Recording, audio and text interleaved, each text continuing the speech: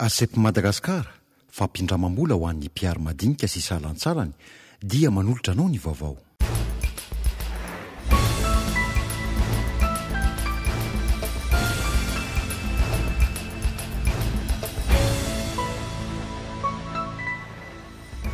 Farana ny herinandro tsy mbola misy ny anaran'ny praiminisitra nivoaka. Anarana enina no eo am-pelantanan'ny filoham-pirenena. Tsy mbola atoato kosa no isy ny didim-pitsarana nivoaka eny amin'ny Conseil d'État mahakasika ilay fitorian'ny PMP anafoana ny Bran maharitra ny antenimieram-pirenena. Fahatsimbana fantsona ao an-dekaleka no antony mirindra io fahatapahan-jiro io ary tsy hihoatra ora iray isaky ny faritra hoy ny tompona andraikitra. Afaka mifaninana tsara ireo akanjo prêt-à-porter vita malagasy raha eo amin'ny lafiny kalitao. Tao anatin'ny herintaona izao nahitana fiakarana hatrany amin'ny 20 isanjato ny vidin'ny lamba coton. Vokany kely dia kely ny tombony alain'ireo mpivarotra. Stephen Koster voarakitra ho aingana indrindra eran-tany amin'ny fandehanany ambony planche à roulette no sady mitsambikina amin'ny avy iray metatra tao anatin'ny 20 sekondra amin'ny halavirana 10 metatra. Anisan'ny naharesy lahatra ny Guinness ny zava-bitany ka na voarakitra ny anarany ao anatin'ny zava-hita miavaka eran-tany. Ny antsipirin'izay avy hatrany.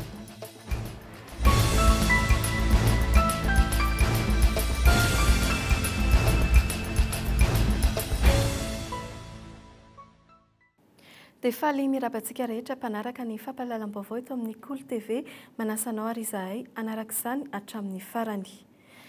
Ny lafin'ny politika kosa no hanomboantsika an'ity fampahalalam-baovao ity. Tsy mbola misy praiminisitra iray volany sy tapany taorian'ny nandraisan'ny filoha Rajaonarimampianina ny fahefana. Anarana kosa no efa be dia be ankehitriny.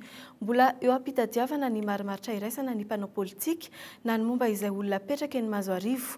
Miantona tahaka izany ihany koa ny raharaha eny anivon'ny antenimieram-pirenena, firafitry ny antenimieram-pirenena etsy Tsimbazaza. Fanadihadiana vetrany. 10 andro aty aorian'ny fiainana filoham-pirenena tsy mbola misy praiminisitra. Anarana maromaro kosa no mandeha ankehitriny. Misisika hatrany mapara fa mbola mihazona ny anaran'ny Ihaja Resampa. Mazava nefa ny zava-misy ankehitriny. Rehefa tsy neken'ny filoham-pirenena hatramin'izay Ihaja Resampa dia tsy kely mba tsy ilazana hoe tsy misy mihitsy ny herijika mbola tonga n'ity sekretariat jenéral ny fitondrana tetezana ity praiminisitra. Anara-tsy very izany sisa no maha-kandida praiminisitra ho an'ity mpanao politika ity. Nivondrona miaraka amin'ny président Andry Rajoelina izay nanolotra azy izay tsy maintsy mifandinika amin'ny filohan'ny Repoblika momba ny olona ho praiminisitra. Nanaiky izany maharanty Jean de Dieu omaly. Ary jereo ny avy ny assez farana fa miteny izy le mot concerté. Concertation qui est tokony alohan'ilay satria efa nisy démarche constitutionnelle, les mécanismes efa enclenché, efa nisy fanolana formellement nataon'ny zay no azonay ilazana aminareo fa mbola mitazona ny candidature zay atolotra italoha zay mandatsiny. mety izy le le taloha nitazonay le ajandrasa. Araka ny nambarany avy amin'ny mapara, fantatra ireo olona tokony ho praiminisitra mety amin'ny filoha Rajaonarimampianina izay nambaran'izy ireo fa hifandiniana ankehitriny. Isan'izany ny praiminisitra ankehitriny Omer Berzika ny fanendrena azy rehefa tsy asian'ny fianakaviam-be iraisam-pirenena olana na dia efa nitondra nandritra ny tetezamita azy izy. Ao ihany koa i Horace Cassien, mpampianatra pikaraka ary sekretera jenéral ny ministera amin'ny fampianarana ambaratonga ambony ankehitriny. Irlanto Ravelo Arsan izay mitondra ny CSI ankehitriny ary efa ministra ny tontolo iainana teo aloha ihany koa ary ny Dr Koul Roger izay kandida isan'ny nanolotra ny Rajaonarimampianina ho fidiana filoham-pirenena rehefa noesoriny CES tsy kandida. Tsy mivoaka ny sehatra ny lalam-pandrena ny fanendrena praiminisitra ho ny tailehan'ny kabinetra amin'ny fiadidinan'ny Repoblika omaly. Io le resaka foana hoe de concert zany ny fanomrona izy zay ny tenen'ny constitution. Donc mipetraka amin'izay daholo aloha amin'izao fotoana izao angambany ny rehetra. Rehefa tonga ny fotoana hoe tapa-kevitra marina fa encore une fois de concert hoe ity olona ity no tena izy dia ho tondrony ny filoham-pirenena izy amin'izay fotoana izay. Misy hita soritra ihany ve nefa izay amin'izao fotoana? Mbola eo ampiresahana an'izay amin'izao fotoana izao hoe mbola tsy misy ny fanapahan-kevitra fa mbola io foana le hoe resaka dia mitady en concertation de concert iza no olona afaka hiara-iasa amin'ny filoham-pirenena hanatanteraka ny politika ny fampanantenana nataon'ny filoham-pirenena ho an'ny vahoaka izay ny zava-dehibe. Tsy re loatra intsony kosa ny anaran'ny Dr Julietienne izay natolotry ny PMP ho isan'ny isafidianan'ny filoham-pirenena ho Prime Ministre. Ny PMP izay miandry ny valiten'ny filankevi-panjakana momba fitakian'izy ireo andravana amin'ny birao maharitra hamerenany fifidianana izany eo anivon'ny anterimeram-pirenena. Momba ny fanendreny izay ho Prime Ministre kosa tsy mbola misy daty mazava fantatra fa mety hivoahan'izany anarana izany noho ny fifampiresahana mbola mandeha amin'izao fotoana izao. Fa amin'izay lafin'ny politika izay ihany dia tsy afaka hiroso amin'ny fitsarana iray raharaha mahakasika ny fangatahany PMP anafonana ny birao maharitra ny antenimera-pirenena raha tsy feno ireo atao taratasina teo ampelantanany. Araka ny lalàna mantsy tsy mandalo fitsarana vetrany ny raharaha toy itony fa tsy maintsy misy ny échange de mémoire mialoha izany. Taorian'ny fangatana napetraky ny PMP teny amin'ny Conseil d'État tamin'ny zoma lasa teo, manana ray volana ny birao maharitra ny antenimera-pirenena amalina ny antota taratasy. Mitohy hatrany izay échange de mémoire izay mandrapa afapo ny rotota. Mety haritra hatrany amin'ny herintaona izay dingana izay raha ny fanazavana nomen'ny Conseil d'État. Arak'izany mbola tsy afaka mamaritra ny fotoana anatanterahana ny fitsarana ny Conseil d'État hatreto. Fohy kokoa ny dingana anarahana mialohany anatanterahana ny fitsarana raha toa ka tafapetraka meloa ilay taratasy fangatana avy amin'ny PMP.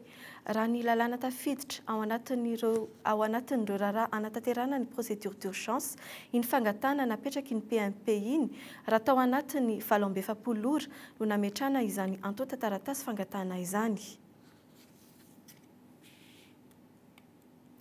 Antony iray mampirongatra ny tsy fandriampahalemana ny tsy fahampiany ny fanaraha-maso atao amin'ireo zandasy miaramila na vita ny fanimpom-pirenena miparitaka manerana nosy. Noho ny fafehezan'ireo paikady ilaina amin'ny saronady sy ny fampiasan'ireo fitaovam-piadiana misy amin'izy ireny no lasa dahalo mihitsy. Ho fampivondronana azy ireny ary dia nisy ny fikambanana izay natsangan'ireo zandary sy miaramila hijerena akaiky ny momba azy ireo. Vaovao sosialy kosa indray, ny delestazy mirindra eto Antananarivo renivohitra sy ny manodidina manomboka ny alina fa indrindra raha pitso sabotsy. Io no fanazavana avy amin'ny jirama androany.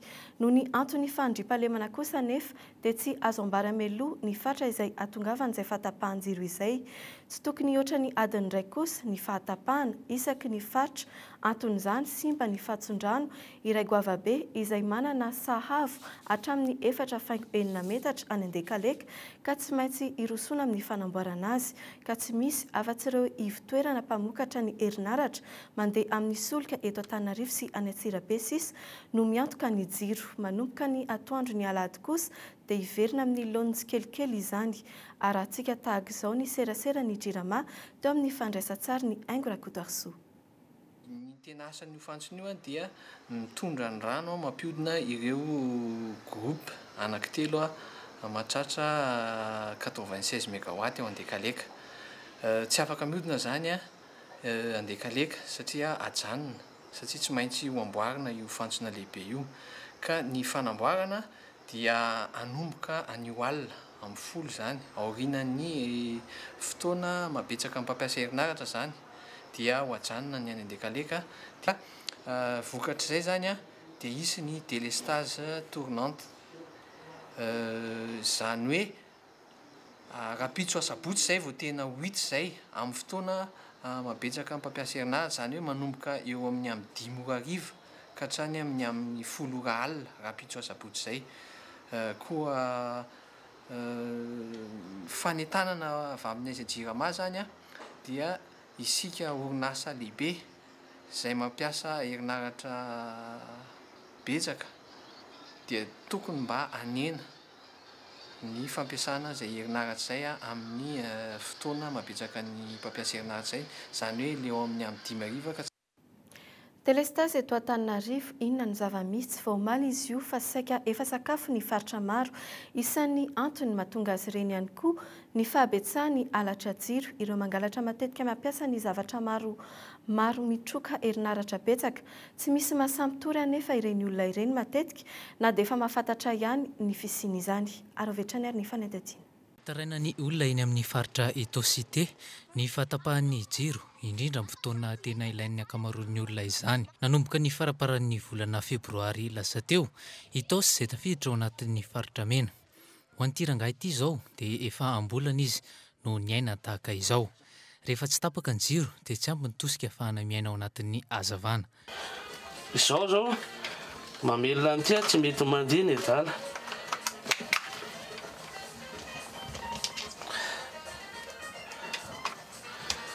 Andro atoandro be izao dia tsisy courant tonga mihitsy. Tsy mahazaka mihitsy zao ilay courant. Toraka izany ihany koa no iainan'ity orinasa kely manamboatra fitaovana mandeha amin'ny herinaratra ity. Tsy maharaka ny fanamboarana ny fitaovana simba izy ireo noho ny fatapahan'ny jiro. Eo ihany koa ny alemin'ny hery vaikan'ny courant. Misy ireo izy fa tena latsaka ambany 95 volt hoa le tension nefa tonga 220 volt le izy raha ny ara-dalàna. Olana eo ambonan'ny faritra maro eto andrenivohitra maro ny olan'ireo tokantrano roa samihafa ireo. Tsy mitsahatra ny miantso ny jirama ny ponina ety Itosy saingy hatreto tsy misy valiny izany. Efa nisy ny fanapa-kevitra ny raisin'ny mpiaramonina eto an-toerana saingy hatramin'izao fotoana izao mbola mijanona ho sonia izany. Fifanarahana anatona ny jirama no tapaky ny besin'ny maro mba hanao fitarainana. Nisy olona nanangona sonia mba hanao fitarainana tany amin'ny jirama fa saingy hatramin'izao zany dia tsisy valiny le izy zay zany mba mampalahelo anay amin'ity faritra ity. Raha ny fanandediana dia fampiasana fitaovana ambonin'ny herijikan'ny herinaratra ny jirama no antony mahatonga ny fahatapahana isan'andro, akoatra ny fangalarina sy ny fisintonan-jiro amin'ny compteur tokana.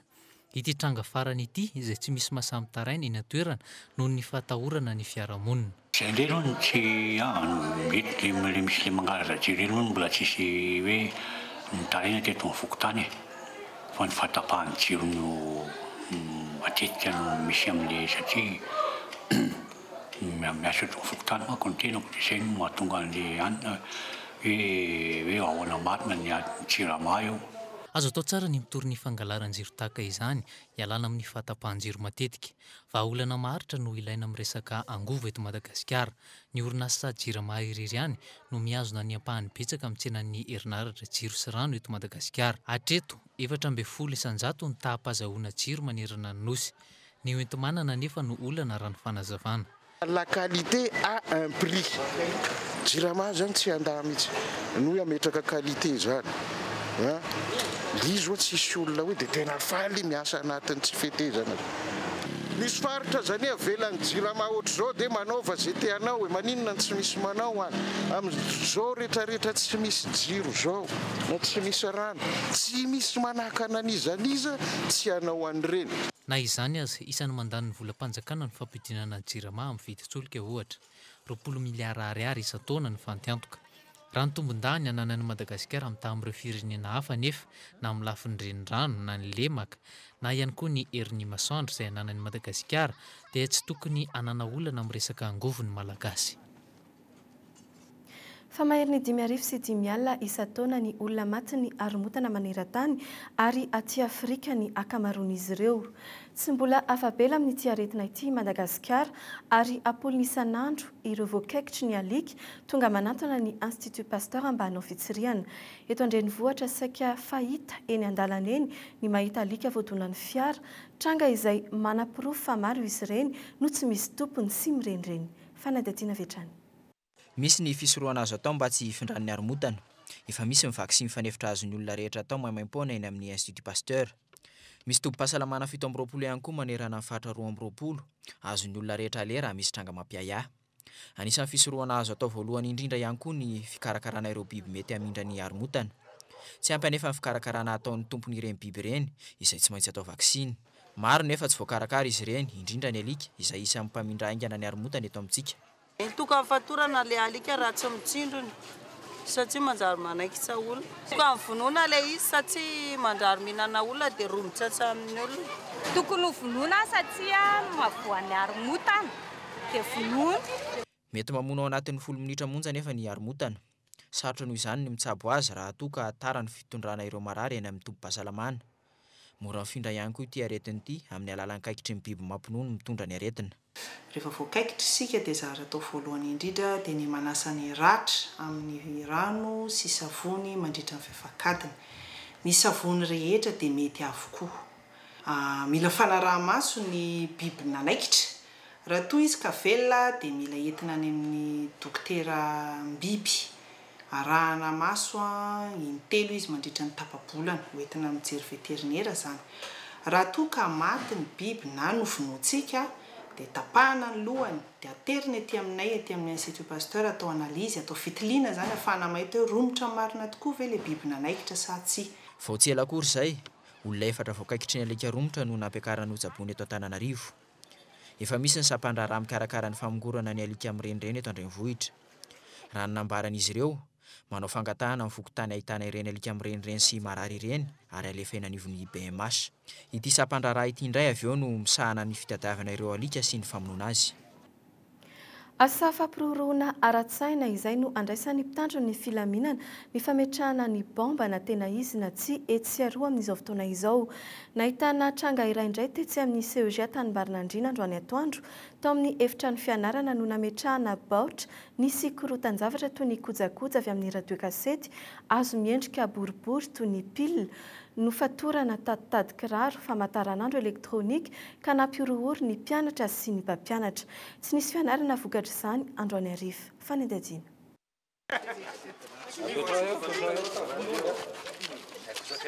Plaquette na radio.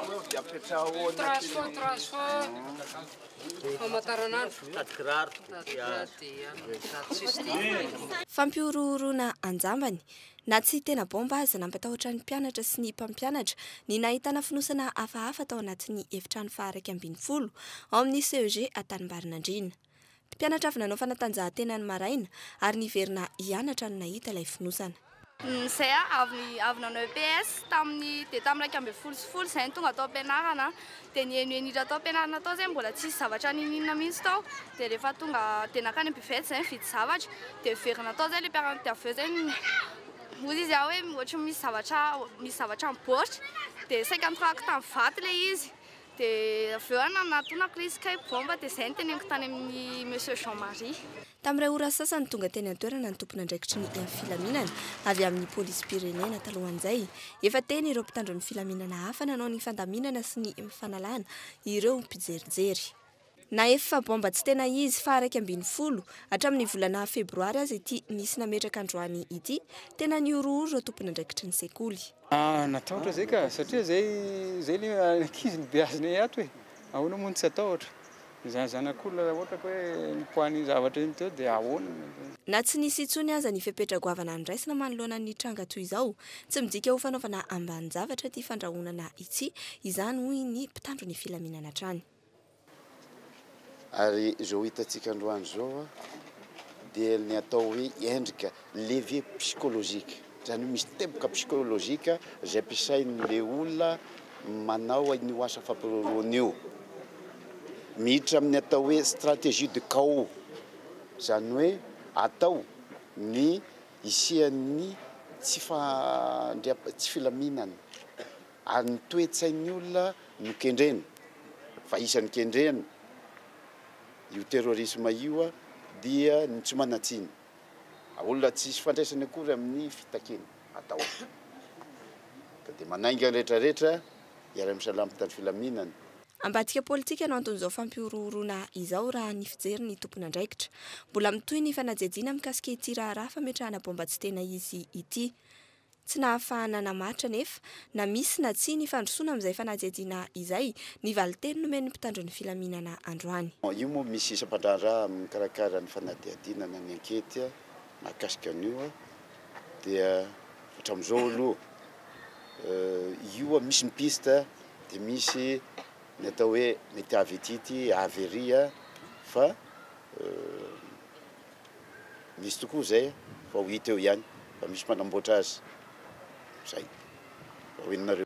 Tsy nanafina ny fanahiny amin'ny mety hitrangan'ny fipoahana tena izy amin'ny toerana be olona ny mpitandro ny filaminana androany teto Tanimbarinandriana. Tsy nisy ny fianarana tamin'ny tapakandro ariva vokatry ny fitaintainana noho ity zavanitranga ity.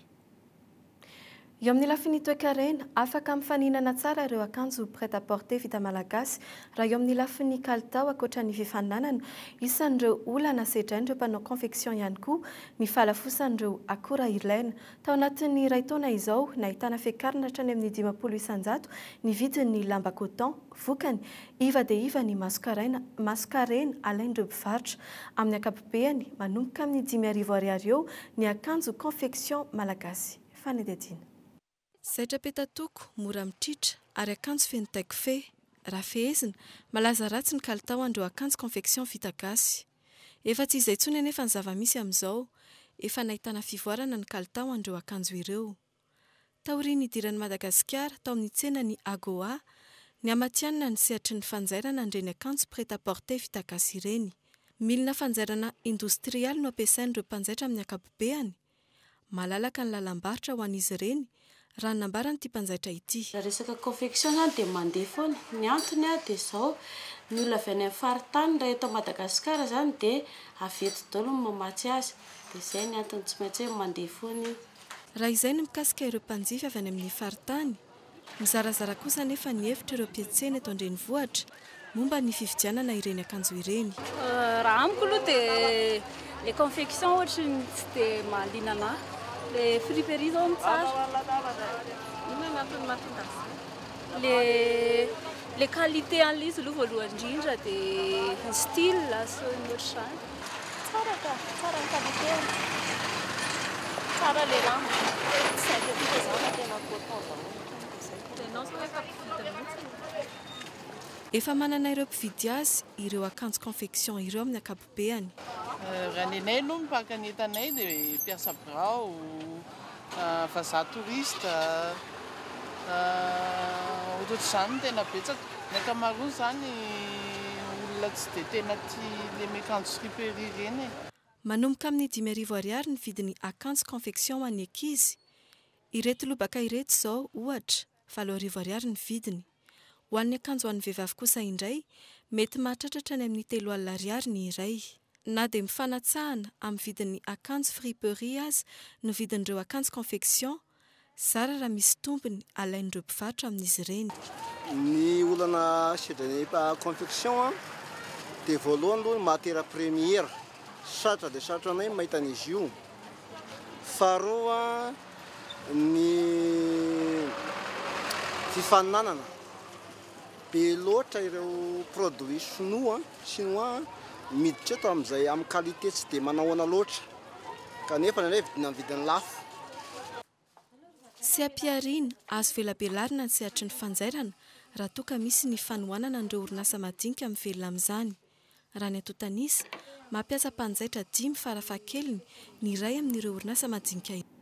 Amin'ny titona ity sokatra amin'ny sehatra iraisam-pirenena sy amin'ny faritry ny ranomasimbe indiana ny mpandraharaha vehivavy. Roanjato ny vehivavy mikambana eo anivon'ny EFOI Madagasikara izay mampivondrona ireo mpandraharaha vehivavy. Fanetadiana. Tsy mbola betsaka ny vehivavy mpandraharaha eto Madagasikara. Nivoatra nefa izany tato anatin'ny 10 taona farany raha ny fanazavany ireo mpisehatra amin'izany. Mavitrika kokoa ny vehivavy amin'izao fotoana izao raha ny fahitany lehilahy azy ary mahavita betsaka ihany koa. Le mpandraharaha vehivavy manana fikirizana sy finavana bebe kokoa noho ny mpandraharaha lehilahy. Lehilahy no miteny izany. Ny vehivavy moa zany dia manana an'izay ataontsika hoe ténacité sy persévérance zay ary rehefa manomboka zavatra dia efa fahazarana zany ny tsy mijanona raha tsy efa tody le tanjona. Antony nanisehany ITBM ny EFOI hiditra misimisy kokoa amin'ny sehatry ny fanondranana entana izany. Isy raha teo ny fanomanana ny fivoahana any amin'ny Nosy La Réunion amin'ny volana Aogositra ho avy izao. Iatrehana ny tsena iraisam-pirenena ny tanjona ka ho fanomanana izany anao fampirantiana ho an'ny vehivavy mpandraharaha ny EFOI ny volana May ho avy izao. Izy premier salon du savoir-faire féminin ataona eto Madagasikara dia amin'iny zany identifier neraka Madagasikara izay vehivavy mpandraharaha manana savoir-faire tsara zany. Savoir-faire tsy voatery hoe asa tanana uniquement fa ça peut être afaka service na zavatra hafa izy. dia le vehivavy manana produit exportable zany hoentinay any amin'ny océan Indien any La Réunion. Eto Madagasikara, ny asa tanana ihany no sehatra, mbola hibahana ny vehivavy amin'ny sehatra ny fandraharana izay. Olana ihany koa ny fisatsiavana ny lalam-barotra sy ny fisedrana ny tsena. Amin'ny akapobeany manodidina ny 1000 ka hatramin'ny 500 ariary isan'andro, izany hoe 3 na 4 alina ariary isam-bolana no lany amin'ny sarandalana ho an'ny olona monina ny amin'ny faritra manodidina miasa eto an-drenivohitra. 2,000 hatramin'ny 4,000 ariary isam-bolana kosa no lany amin'ny fikarakarana ho an'ireo manana bisikileta, antony mahatonga ny ankamaroan'ny olona mpiasa bisikileta izany araka ny fanadihadiana entina tao. Ireny fitaovam-pitaterana lasa be mpampiasa ireny izay itsongolohan'ny Gaetan Andriatsilavo ao anatin'ity fanadihadiana ity. Ankoatr'ireo tsy maintsy mandeha fiara fitaterana, vitsy ireo mpivezivezy avy any amin'ny faritra manodidina mankaty an-drenivohitra isan'andro no manana moto. Ny bisikileta araka izany no tena fampiasa ho an'ny ankamaroany. Haingana, afaka miala fitohanana, tsy mandany vola, afaka hitondrana entana na olona, mora bataina ary tsy lafo raha mitaha amin'ny moto. Ilaina le bisikileta zany dia amin'ilay mandehandeha le embouteillage zany, amin'ilay mandeha le mivezivezy, amin'ilay manenjika fotoana zany dia amin'ilay mandeha bisy. Be mpitady ny piesy ny bisikileta ankehitriny, pirofy fa mitombo kokoa ny fampiasan'ny mponina ny kodiaran-droa tsy mila lasantsy. Vidy daholo ny olona na le ambonimbony na sara sanivonivony vidy daholo ihany. Ary ny piesy moramora arakaraka le qualité zany dia misy zao tsara, misy vita Frantsa dia lafo, misy vita sinoa dia arakarak'izay zany mahatonga an'le mahalafo sy mahamora azy. Amin'ny ankapobeny zany arakaraka le simba bisikletan'olona zany dia eo daholo zany. À peu près zany izy tsy maintsy malafo pneu dia malafo tsiporian'le zavatra. Mazana resaka bilina io simba bisikileta dia manolon'olona zay câble reny.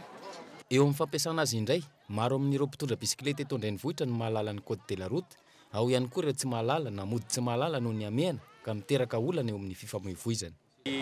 Olana amin'ilay mpitaingina bisikileta aloha amina mpitondra taxi dia eo le fia dépasse à droite aloha raha iny na moto koa raha dia ohatrohatr'izay koa ny atao moto dia eo le hoe mampitohana ny embouteillage satria ianao raha misy miaotra double fil zao le lalana dia lasa manaraka an'izay fandehana eo ianao zany zay hitako tena hoe mahaproblème.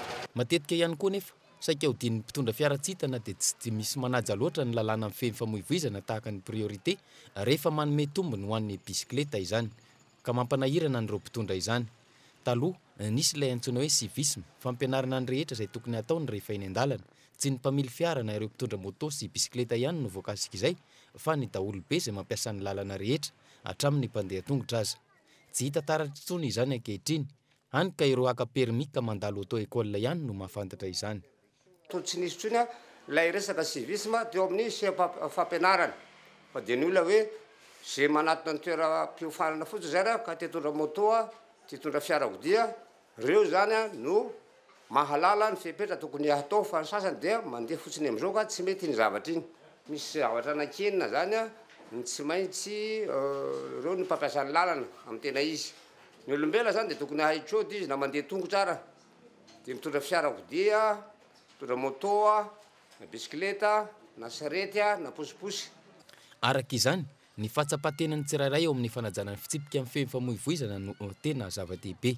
Ho an'ny eto an-drenivohitra manokana, eny amin'ny rond-point Anosibe hatreny Anosizato ihany no misy ilay antsoina hoe piste cyclette na lalana natokana ho an'ny mpandeha bisikileta. Efa tsy voahaja araka ny tokony ho izy intsony anefa izany ankehitriny. Fa eo amin'izay lafiny sosialy izay ihany dia 500 isan-jaton'ireo voafonja, vehivavy voafonja ao amin'ny fonjana Tamora no mbola tsy voatsara amin'izao fotoana izao. Misy amin'izy ireo anefa no efa nandingana ny taona iray nitazomana azy ary mbola miandry ny fotoam-pitsarana hatramin'izao. Tsy mbola zarizary ny toerana hitazonana azy ireny saingy miezaka hatsitrany ireo tompon'andraikitra manao izay azo atao. Mirotsaka amin'ny asa sosialy ihany koa Ramatoa Voangy Rajoanary Mampianina vadin'ny filohan'ny Repoblika. Fanadihadiana. Ny fijerena azy ireo no asa sosialy voalohany nataony ny vadiny filoham-pirenena voangy Rajaonaromampianina. 40 kosa ireo vehivavy etsy Antanimora no migadra mandrapahafaty, 700 ireo voatany eny ankehitriny ary manodidina ny 50 izany hoe ny atsasaman'izy ireo no tsy mbola voatsara. Misy amin'izy ireo no efa nahadingana taona ray na roa nefa mbola tsy notsaraina. Misy kenjapilatsaka kely izay no eto. Ny atsasaman'eto mbola voatsara. Koa mangataka izay tompoko ny mba hijerena akaiky ny fanafainganana, ny fitsarana, satria ireny mpianakaviana ny ankabeazanay ka tsisy mpianzanakay. Manantena ny hijeren'ny filoham-pirenena manokana ny momba azy ireo ireto vehivavy voafonja reto, indrindra amin'ny lafiny maha-olona. Ho ary voafonja sasany dia misy amin'izy ireo no voatery mitaizana zanany eny Antanimora mandra-pivoaka noho ny tosika ny fiarahamonina. Tsy hijery azy ireo fotsiny ny vadin'ny filoham-pirenena na mbola rampitso aza ny fankalazana ny andro maneran-tany ho an'ny vehivavy.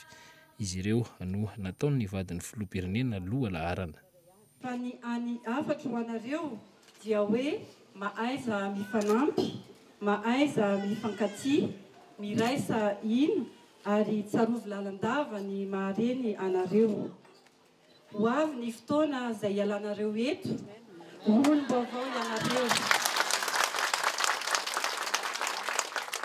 Olom-baovao eo amin'ny fiarahamonina ianareo ary ho vehivavy mendrika sy ho feno fahendrena. Manaraka izany dia aoka ho tsarotsika lalandava ilay Andriamanitra pahary antsika. Manoloana ny andro raisam-pirenena ho an'ny vehivavy rampitso nanolotra fanampiana toy ny menaka sy vary ny vadin'ny filoham-pirenena Rajaonaromampianina. Ankoatra izay moa ny fampanantenany ny fahanainga ny tompon'Andry Kristsokajany mba hanafainganana arak'izay azo atao ny raharaham-pitsarana mahakasika ireo vehivavy mbola miandry ny raharaham-pitsarana. Taorin'izay moa dia nisy ny fitsidihana ny hopitaly tetsy Soavinandriana. Manana ny anjara toerany lehibe eto amin'ny firenentsika ireo olona manan-kilema, ny karakara hetsika ara-panatanjahantena maro izy ireo tetsy amin'ny kianja mitafy ny Mahamasina ny tontolo andro teo izay fanokafana ny andro raisam-pirenena ho an'ny vehivavy ary nampahafantarana tamin'ireo mpilalao ny volleyball mipetraka izay sambany ho antsika ity taranja ity. Fanandadiana. Hetsika ara-panatanjahantena maro no mikarakarainy ny fikambanana sembana tetsy amin'ny kianjan'ny tafon'ny Mahamasina ny tontolo andron'ny androany. Afa-po ihany koa ireo mpikarakara. Ohatran'ny tsara zany mivoakatra araka ny hitantsika teo satria voaka nandresy zany ny ekipa vehivavy ny ASQPSH ny tamin'ny fifaninanana ny aonandry zareo tamin'ny AFAM moa izany ireo fikambanam-behivavy manana fahasembanana eran'ny Madagasikara. Nevaka ny andron'ny vehivavy tamin'ity indray mitoraka ity. Kopy azonay tamin'ny journée mondiale ny AFAM zany izy ity. Baskety. AFAM sy ASQ no contre. Nareo nandresy? Zay nandresy ny ASQ. Nisantatra ny hetsika ara-panatanjahantena ihany koa ny AFAM. Mankalaza sahady ny andro raisam-pirenena ho an'ny vehivavy ny AFAM ka ny santarinay zany androany tamin'ny hetsika ara-panatanjahantena basketball sur fauteuil roulant sy pétanque. Marihana zany fa ny vehivavy mpikambana ato amin'ny AFAM no mandray anjara amin'izany miaraka tamin'ny vehivavy ny commune urbaine Antananarivo. Fanatanjahantena vaovao ho an'ny olona manana fahasambanana ara-batana ny volley asy ary anisan'ny mianatra izany itsika eto Madagasikara amin'izao fotoana izao. Volley asy discipline anankiray paralympique izy io fa zao izy vao initievana na anaovana apprentissage eto amintsika zany. Dia anomboka ho développena eto amintsika zany ny volley asy ny eto Antananarivo aloha zany satria ny mpanazatra eto ny atleta ihany koa dia eto ihany koa misy gymnase misy an'ity malamalama ty azo anatanterahana azy fa aparitaka eran'ny ligue 12 zay efa miexista eran'ny Madagasikara ny volley asy ka ny règlement spécifique izy io ohatra ny volley debout ihany zany fa le androany io araka nahitantsika azy teo mitotona indray mandeha le baolina any amin'ny camp adverse dia mbola azo acceptena fa raha ny tena izy tsy misy baolina mitotona zany fa ohatra ny volley debout ihany fa zay mbola manao apprentissage dia mba hamoramora le fandraisan'ny ankizy an'le baolina dia navely izy hitotona. Dia ny dimension de terrain eo amin'ny 10 mètres x 6 mètres dia ny hauteur ny filet raha lehilahy izy zany 1 mètre 15 dia vehivavy 1 mètre 05. zay zany spesifika aminy zany. Ito io amin'ny rapitso izay fankalazana ny andron'ny vehivavy izay ary dia manana anjara toerana lehibe eo amin'ny fiarahamonina ihany koa ireo olona manana fahasembanana arabatana ireo. Stéphane Custer voarakitra ho aingana indrindra eran-tany amin'ny fandehanana eo ambony planche à roulette no sady mitsambikina amin'ny haafo iray metatra ao anatin'ny 7 sekondra amin'ny alavirana 10 metatra. Anisany naresy lahatra ny Guinness ny zava-bitany ka nahavoarakitra ny anarany ao anatin'ny zava-bita miavaka indrindra eran-tany. Fanadadina.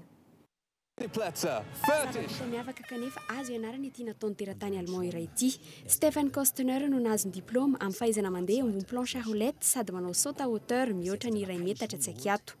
Isaky ny menjera dia miverina eo amin'ny Indiana. Tanjona napetraka mpikarakara ny tsy alany eo ambonyity planche ity sady mahavita mitsambikina amin'ireo takela-by 10 napetraka ioaran'ireo.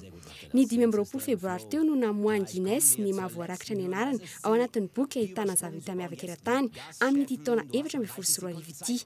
Efa fantatro ho mpilalao amin'ity sehatra ity ny lehilahy tao Allemagne ary tsy nitsahatra ny mandray anjara isaky ny misy ny fifaninanana. Atry ny fonina zaza azy raha nambarana no niaran'izy telo amin'ny rahalahy manandrana ny toy izao. Ahitana azy avokoa ny quartier misy toerana ahafahana mampiatra endrika vaovao amin'ny fandehanany ambonyity planche ity. Tsy adino ny midina amin'ny tohatra. Efa 30 taona i Stéphane, 7 taona no nikirakirana sy namerimberana ny matetika ity lalao ity. Fanatanjahantena no fialam-bolo azy. Azo ianarana tsara ny toy izao. Ny fitsambikinana amin'ny haavo no ampitombona tsikelikely arakaraka ny fahasahiana sy ny fahazarana. Tsy dia tsara kosa nefa raha toerana teritery no ianarana izany, toy ny hoe ao amin'ny salon na ny lalatsara ao an-trano, indrindra ho antsika eto Madagasikara izay tsy manana toerana fialam-boly azo ilalaovana izany maro. Sehr gut macht das. Jetzt ist im Flow. Dia iny fanidadiana iny hoentinay manakatona ny fampahalalam-baovao ao amin'izao androany izao, manasanao hatrany izahay anaraka ny toean'ny fandaharana eto amin'ny KOLO TV. Veloma tompoko.